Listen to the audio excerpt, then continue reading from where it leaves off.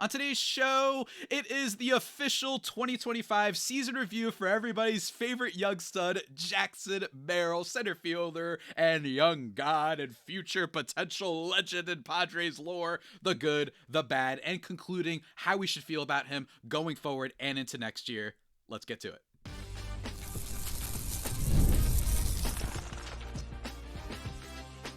You are Locked On Padres, your daily San Diego Padres podcast. Part of the Locked On Podcast Network, your team every day. Greetings, ladies and gentlemen, and welcome to another edition of Locked On Padres podcast, which is part of the Locked On Podcast Network, your team every day for Thursday, October 16th. As always, I'm your host with sometimes, occasionally, but certainly not always the most, Javier Reyes, and I've been covering this team for, I think, officially 7 years now. I could be wrong. 7 years now, not just for this podcast, though, but various other outlets, including justbaseball.com, chief among them. Today's episode is brought to you by FanDuel. Right now, new customers can bet just $5, and if your bet wins, you'll get $300 in bonus bets to use across the app. Download the FanDuel app today. Go check that out, folks. And for today's show, we are talking about the good in the first section, the bad in the next section, and the overall conclusion and season review for Jackson Merrill in 2025. And I'm really excited for this one because from afar, I think that the casual fan will be like, yeah, I still like the guy, but dang, really fell off this year. And I think that there's a bunch of reasons to believe that. And I think that there's a bunch of takes for Jackson Merrill that make sense. And honestly, for me, Jackson Merrill is still a guy that I think can be very good, right? I think that this is still a guy that last year, it's not some total fluke. This is not Will Myers back when he was Rookie of the Year with the Tampa Bay Rays, right? Jackson Merrill still has a lot of potential. And let's start with the good for why I still believe that that is the case. The first thing, let's talk about his overall line, right? This past year, Jackson Merrill, he hit 260. Hold on, what was it? 264 with a 317 on base and a 457 slugging. Good for a 116 WRC plus. He chipped in 16 home runs in 115 games and overall had 3 wins above replacement, which was 4th on the team, right? Behind only Xander Bogaerts with 3.2, Manny Machado 3.8, and Fernando Tatis Jr. with 6.1. And you might be saying, well, Javi, 3 isn't the best in the world, but I think that's my first positive for Jackson Merrill. He was 4th on the team in wins above replacement, still produced 3 wins above replacement, despite only playing in 115 games on the season, right? He was really, really good in that respect. And I think that he deserves all the credit in the world because this is a Padres team that really our big question about them, especially going forward, is going to be depth. And he has been just the savior in that regard. Him working out as much as he did last year was really a big thing forward for this team, right? The next thing that I want to talk about is that he finished the season strong. In the first half, he had a 110 WRC plus, which is nothing to sneeze at, right? That's not terrible, but it's not amazing, and it's certainly not amazing for a guy who put up a historic rookie season where he's getting comps to Mike Trout type of numbers, right? Like, that's the type of stuff that he was doing. In the second half, he had a 124 WRC plus, which is a whole lot better, obviously, and especially towards the end of the year, you started seeing him really, really, really finish strong, right? In the season, let's go by his WRC plus by month. Start off the season 201. Next month in May, 121. Then he went through a slump through June and July where he hit collectively like 210 basically over this time frame, right? An 87 WRC plus in June, 62 WRC plus in July. And for those who don't remember, WRC plus 100 is average, and anything higher or above is how many percentage points better they are than your average major league hitter. So 62, 38% worse than your average hitter, that's bad. But in July, in August, he posted a 119 WRC plus, and September, October, he was fully back, slugging 626, a 160 WRC plus. He was putting the ball in the air, and he was looking great, and I do think that that matters. Is the opposite of what we talked about in the Manny Machado player review, which everybody should go check out. Did that last week, where he had a very concerning end to the season. Jackson Merrill looked good, and it wasn't just BABIP, which for those who don't know, batting average on balls in play. If that's super duper high, sometimes you're like, okay, he just happens to be hitting it on the ground perfectly and they're squeaking through, whether it be because it's the perfect spotting or, which is something that you usually can't rely on. You're not going to have hitters that always know how to hit the ball to a certain place. It's too hard to just make contact in the first place. And it also could be something about the opposing team's defense, right? That wasn't the case. Yes, he had a little bit of inflated numbers in terms of really getting on base all the time in August, right? Like, this guy had a 328 average. I don't know if he's a 328 hitter, but he's certainly, 328 on base guy, but I don't think that that's what he's going to stay. But overall, he was just really killing it with power. Slugging, 626. Man, that was really good. An awesome end to his season. More positives, though. And this is just a tiny thing, but I love to see it. He homered the first day after his extension, right? That was like one of my favorite moments of the Padres season, because it was just such a nice, after all that happened, like just to have that moment, just to go out there, hit that home run for the fans. It was great. It was great. An afternoon game, I believe. Might have been against the D-backs. I forgot who it was against, but shout out to Jackson Merrill for that moment. The kid shows up. And also, he really showed up this year, even when he was unavailable and whatnot. This was not a player that didn't show up in the biggest situations this year. The Padres' stars, in a lot of ways, were still pretty okay with driving in runs this year, right? He was great in both high leverage and runners in scoring position situations. High leverage, meaning game on the line. Runners in scoring could mean game on the line, or it's the top of the second and a runner on second, right? That's kind of how you differentiate those two. In high leverage situations this year, he had a 124 WRC+, which was better than his low and medium leverage situations. And with runners in scoring position, he also did quite well, hitting 291 with a 376 on base. That I like to see especially, because what's one thing with Jackson Merrill? He struggled a little bit to walk, right? That was his problems as a rookie year.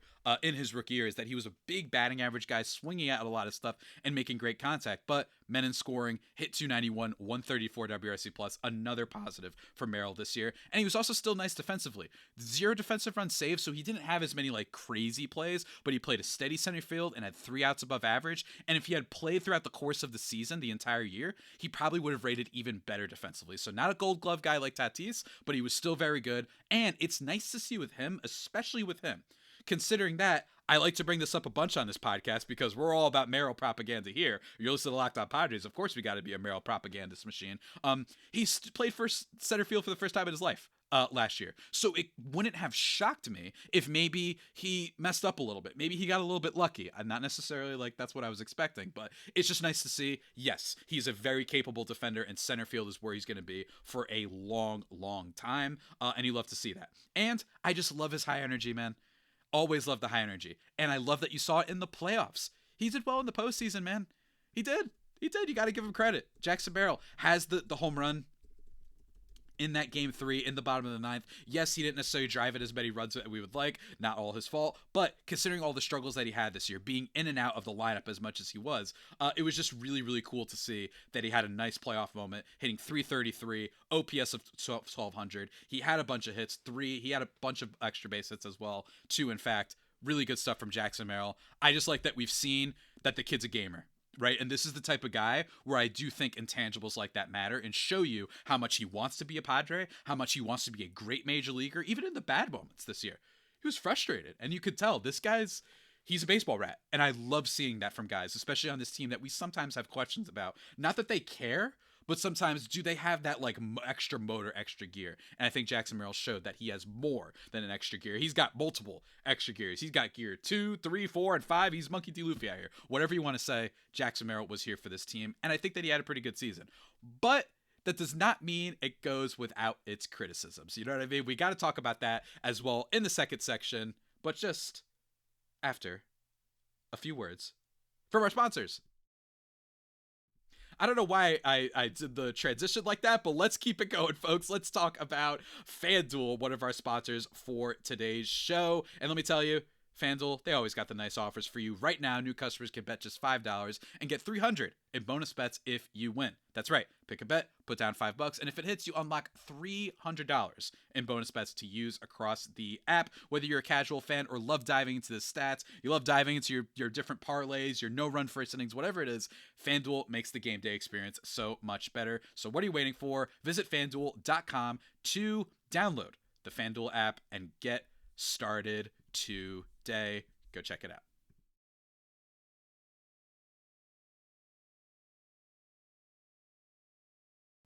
And just like that, everybody, we are back here on the Locked On Padres podcast, thriving and vibing as always. Let's talk about the bad of Jackson Merrill's season, to which, again, guys, this is what we do. We break down the players, talk about the good and bad. But with Merrill, there was plenty of bad this year. Plenty of bad that should at least have us a little bit concerned. First of all, in general, this was the epitome of a sophomore year slump, right? He was a 6-win player last year, right? Like, again, I'm not hating. I'm just telling you, this guy was a 5.3 win player last year, 130 WRC plus. He slugged 500. He was amazing. And this year, he struggled a bit, right? And he missed a lot of time. And I think that is worth talking about, right? It was a sophomore year slump, not just in the missed time and overall numbers. He also had some general tendencies that started to rear their ugly heads again. Remember how I said he doesn't walk a lot? That showed up this year. His whiff rates and strikeout rates both went up significantly. This year, his strikeout rate 22.4% as opposed to last year at 17%. And his whiff rate was at 27.1% compared to last year, which was just 20.5. Those ranked in the 73rd and 78th percentiles respectively, and this year 31st and 45th respectively. The walks still weren't fully there, but I do give him a little bit of credit that the walk rate did go up, right? 4.9 to 6.8. Not huge, so I'm not going to mention it in the good section, but overall, he just was a lot more impatient this year, right? He was swinging through a lot of pitches. He had a lot of sequences where pitchers would throw on top of the zone multiple times, maybe outside the zone, and he'd swing at all three, right? It almost looked like he was trying to hit his way out of a slump. And that's not what you like to see, but it's also what I think can happen with young players sometimes, especially with a young player who was so successful last year. It must be so frustrating, right? And especially frustrating when you consider all the injuries, right? And again, that's another bad for this year. That's not necessarily something that counts against his ability as a player, but only 115 games, and he had constant injuries throughout. Right? This was a guy who just, every time, he seemingly just couldn't get it together, right? April 7th, hamstring injury, keeps him out like nearly a month, right? Then he has a concussion on a fluke play, right? Stealing second base, the catcher throws it and the ball hits him. He gets tagged on the helmet, concussion for him. Then he has an ankle injury when he's starting to ramp up in August, right? He started to ramp up in August. For the team, I told you he finished strong, and then he gets an ankle injury that keeps him out for like 2 weeks, right? So this was an injury-plagued season for Jackson Merrill. Some fluky, some not. I hope that this isn't the beginning of something, but it is, bottom line is that was a bad. He just wasn't available this year when they needed him. Another thing with Jackson Merrill, he struggled with off-speed stuff this year, specifically changeups and sliders is what I noticed this season, right? And don't get me wrong, these are things that can change year to year, but changeups, he hit only 189 against them. And then sliders, or I'm sorry, what was it? Changeups and, let me see if I can find the other thing. What else did he struggle against? I said changeups and sliders. Sliders this year, he hit 236 as well. And last year against sliders, he hit 259 with an expected batting average of 310. This year, it was 236 with expected batting average 267. And the changeups, 189, like I said. So he struggled with off-speed stuff. It felt like guys were capitalizing off the fact that they knew he was an aggressive swinger and they were throwing stuff on top and then saying, now we hit him with some off-speed stuff. And because he's being so aggressive, because he's maybe even a little bit in his head, he struggled a bit, right? And that's where you saw the whiffs go up, and that's where you saw the strikeouts go up, right? He still also had struggles against lefties this season, and that's something that he also struggled with last year, but he really didn't get any better at it this year, which is what I wanted to bring up, right? Versus lefties this year, 236 versus just a 279 average versus righties. If you want the more advanced numbers, don't worry, I got you. 135 WRC plus against righties and just 81 against lefties. So 19% worse than your average major league hitter. Again, he's a young player, and we were willing to write this off last year because he's a young player and he was historically good. Who cares, right? But when it comes to the lefties righty split, it is something to keep in mind, and the fact that he didn't improve it does say something, at least a little bit of something, right? He also had more issues, just like Manny Machado and Fernando Tatis Jr., with pitches on top of the zone. For anyone watching on the YouTube, the lefties, I have his zone map, right? He had a 58% whiff rate on pitches high and inside the left part of the plate, right? High and inside, and then 29% whiff rate on high middle. And again, and then overall strikeout rate, he struck out the most on pitches in terms of the zone, top left and top middle, right? That's where he struggled a lot. And that was against lefties. With righties, it was basically the same thing. He had a whiff rate of 34% on the top middle pitches and then top left pitches. This is the same trend that we saw. And also a 44% strikeout rate against, righties on the top left of the zone, right? Pitchers knew, throw high and inside, you got him. And I'm wondering, this is a trend. This is now the third player review we've done, and it's 3 players that struggle with pitches on the top part of the zone. Top middle, top left, in some cases top right, like with Manny Machado and Fernando Tatis Jr., and in this case, top middle and top inside with Jackson Merrill. Am I doing a little bit of a conspiracy thing? Am I reading too much into this? Is this just a simple thing that Javi's looking at and he doesn't understand ball? Does he not know ball? Is he just trying to be a fake Fangraphs writer or Baseball America writer? It's totally possible. But this is now the third player that has really struggled with pitches on top of the zone. And I'm wondering if maybe some pitching coaching may be responsible for this, or at least could be a direction the Padres want to look at this offseason. That remains to be seen for the rest of the offseason. But in terms of Jackson Merrill, really struggled on his pitches. He whiffed through a lot this year. He really did. And that was, I think, his biggest problem, is that you saw the lack of patience as a hitter really bite him this year, right? He just did not get to the ball as fast as he needed to. Part of that being injury, right? His bat speed went down this year, but I think part of that had to be a little bit of some injuries. Maybe he just couldn't plant that foot as much as he liked with the ankle injury, for example. So I'm not going to hate on him too much for that. I'm just telling you what happened this year. And he struggled a lot on the top part of the zone. Maybe the hamstring injury was plaguing him for a lot of this year. And overall, that can be a problem when you're a player that doesn't walk, which is one of the reasons that I talked about with Tatis. Tatis, yeah, we have some problems with him on top of the zone, with him not launching the ball as much as we would like. He's not putting it in the air. He's not pulling the ball in the air. Well, the good thing about Tatis is that he draw walks. So even when he's got this weird thing, he's going to be able to give you some offense in that direction. Jackson Merrill does not have that same ability, even if he did increase his walk rate a little bit. He's still a guy that's going to be not a free swinger like Arise, but he's a guy that's going to be aggressive. And if you put anything in the zone, he's going to swing at it and swing at it hard. But that's how you get seasons like this, right? He just looked like he was in his head a lot. And I cannot emphasize enough how many times there were pitch sequences where it was, middle of the zone, maybe he didn't swing at that, whatever, fouls it off, right? Then top middle, top left, or even worse, he can't hit those pitches. He just swings at stuff all outside the zone. I saw it throughout the season. He was struggling. Remember when he went like a month without a home run, right? That's the thing with Jackson Merrill. And I don't think it's a long-term issue necessarily, but you just saw this year that those are some issues, right? And not scoring up on the ball, chasing as much as he did last year, if not more. And I think he was just in his head. And that's what happens, I think, when you're a young player. But that doesn't mean he's doomed. I actually think that Jackson Merrill's season was fantastic overall. I'm going to tell you exactly why in my concluding thoughts in just a second. But first, let me talk to you guys real quick about another one of our sponsors, and that is our friends over at PrizePicks, ladies and gentlemen. Let me tell you, every day we make decisions, but on PrizePicks, being right can actually get you paid. So don't miss the excitement of this football season with PrizePicks, where it's real good to be right. Playing PrizePicks is such a fun, simple way to add more excitement to football. You just pick more or less. That's it. Only two options. More or less on given player projections, like Josh Allen passing yards, Saquon Barkley rushing for a touchdown, maybe Patrick Mahomes rushing for a touchdown. He seems to be back at doing that, right? And you're in the game. It's so quick. You can make your lineup in under a minute. And they just added a stacks feature, which allows you to ride with a player, right? So you can select their pass yards, rush yards, and touchdowns all in one lineup. You're just like, you know what? Big bounce back game for my guy, Jalen Hurts, right? Whoever it is, you can absolutely choose that. It's also fun to follow other players in the app and copy their lineups with one click. And the new injury reboot feature, it's great. If your player leaves early and doesn't return, it's not going to count against you. It's fantastic. And there's a special max discount promotion live on the board right now for the Golden State Warriors versus Los Angeles Lakers game on October 21st. Steph Curry is discounted to only needing more than half a point to win.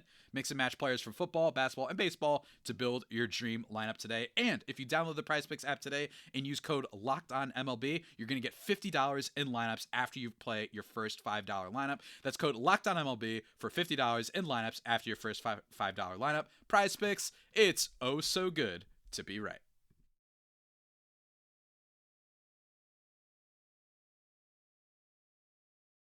And just like that, everybody, we are back here on the Locked On Padres podcast, thriving and most certainly vibing, ladies and gentlemen. And let's do it. Concluding thoughts on Jackson Merrill's season, man. Look, this down year, I'm going to come out and say it.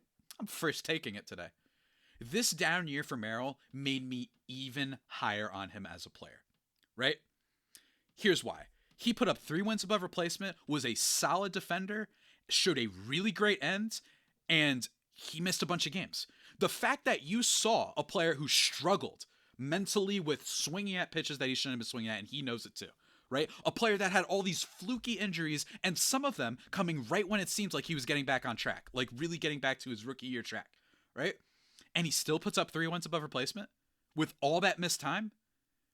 I was expecting, or at least talked about, you could go look at the episode. I actually did it with Michael Bauman of Fangraphs. Go look it up in your search bar of the podcast feature. We talked about Jackson Merrill because he wrote about him and how it's hard to do well consecutively if you don't have that backup of a good walk rate. I had as one of my biggest questions, what is Jackson Merrill going to look like this year? Number one, because of the reasons I just said with the walk rate. And number two, I'm a big sample size guy. I don't know if players are always going to stay the same. I don't like that we assume because of what data says right now that it can't change in the future, right? Probability can change at any second. You know how I've always voiced how much I hate the win probability stuff in game? It's like, hey, it's 8-1 in the bottom of the 7th. You have a 90% chance to win. It's like, thank you. I know. Oh, but they just hit a grand slam. You now have a 60% chance to win. Yeah, I know. I have eyes. Like, what are we doing here, right? And some people don't respect that other teams learn things. They learn your weaknesses. They can practice your film. The best players know how to overcome that and make adjustments to the adjustments, right? But to me, that's why I was not down on Merrill, but not assuming and saying he was 5 wins last year. He's going to be a 7-win player this year and an MVP candidate.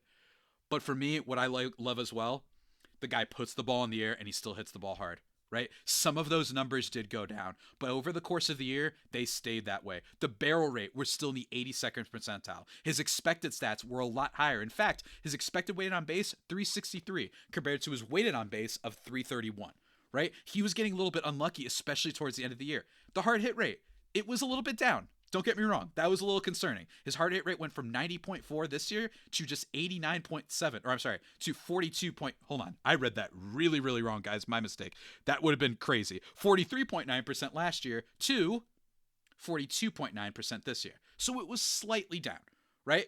But overall, launching the ball, he is not putting the ball on the ground, which I love to see, right? Ground ball rate last year, 36.8%, 39.1% this year. Even with pitchers knowing that this is a guy who swings the bat a lot and doesn't take as many walks, they still weren't able to sucker him into just hitting a bunch of ground balls. He put the ball in the air. And I'd like to see him pull more fly balls. He had a 15.1% pull rate this year, or a pulled air rate this year, right? Compared to 15.4 last year. I think him doing that could be good for his overall powered power department. But overall, this is a guy who sprays the ball all over the field. He was not hitting the ball on the ground. He was still hitting the ball hard. And again, he finished the season so strong that I am just still so high on Jackson Merrill. I think the kid's a stud. I really do. I really do. And I think that we're going to see next year if him being a stud. If Tatis does the same thing that he did this year, 6-win player, 25 home runs, maybe 28, get it a little bit higher. Maybe he squeaks to 30, right? 360 on base, plays electric defense, great base runner, great leadoff hitter, right? If he's the same thing as this year, and Jackson Merrill becomes a 5-win player like he was his rookie year, which I think he does if he doesn't get hurt. That's what the numbers are telling me. Then I think we're golden.